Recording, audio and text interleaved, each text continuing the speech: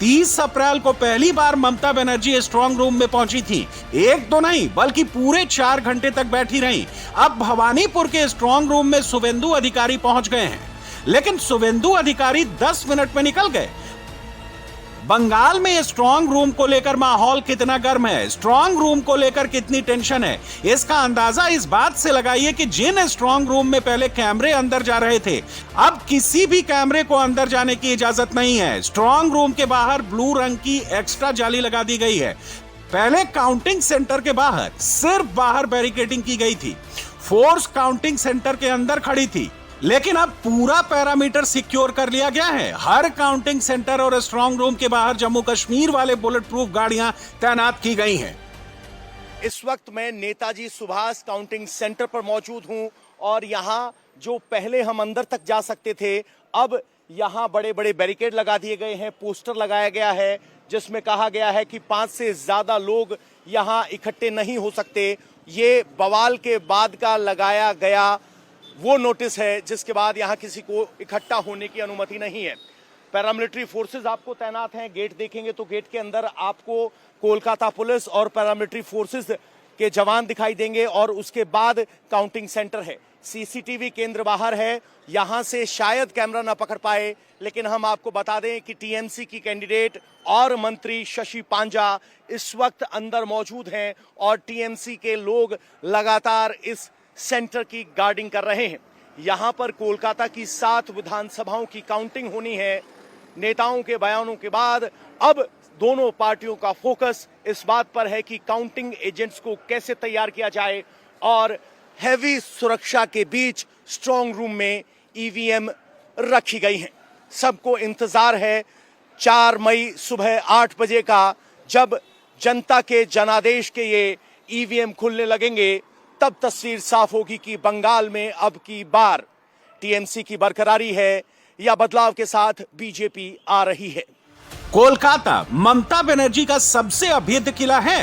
कोलकाता की 11 विधानसभा सीटों पर टीएमसी का कब्जा है। यहां बीजेपी का कभी खाता नहीं खुला है।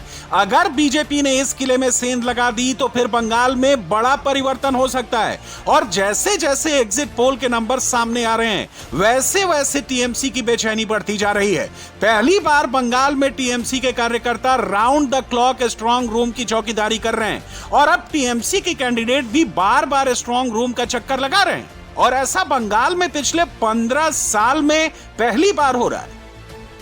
हम लोग सवाल किए, उसके बाद ये रिजल्ट हुआ खुदीराम में, उसको दुर्ग के तरह बना दिया फोर्ट्रेस। तो आप भी कैमरा जाके अंदर लेके प्रवेश करके आप उन कैमरों को देख सकते थे, लेकिन अब आपके लिए भी सब बंद। और हमारे कार्यकर्ता के लिए बना आईडी कार्ड। अच्छा बोले, लेकिन ये विपरीत।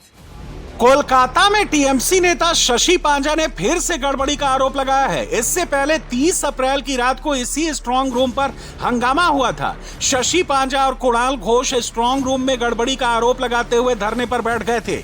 अब फिर से कोई बवाल ना हो पाए, इसके लिए चुनाव आयोग ने पूरी तैयारी कर ली है।